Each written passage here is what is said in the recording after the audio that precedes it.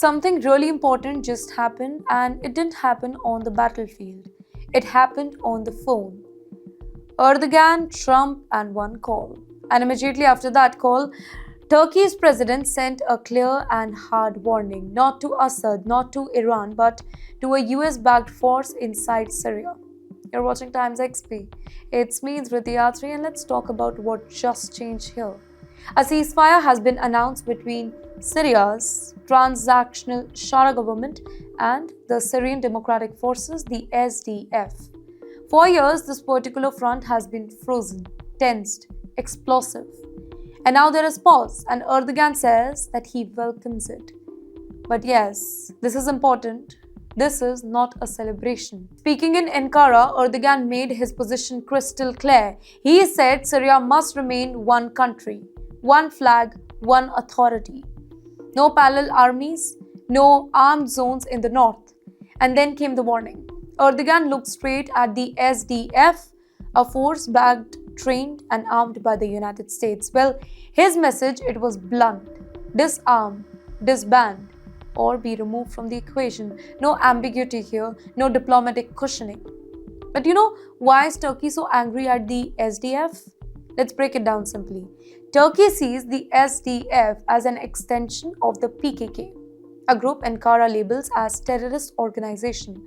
Now for Turkey, this is not ideology. This is border security. This is national survival. But here's the twist. Erdoğan also acknowledged something rarely said so open. He said Syrian Kurds have suffered deeply. Under the old Assad regime, rights were denied, identities erased, voices silenced.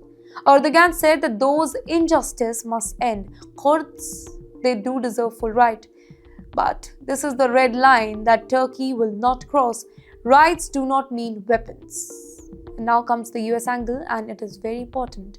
Erdoğan confirmed that he directly spoke to the US President, Mr. Donald Trump. Topic: Syria, ISIS, and what happens next.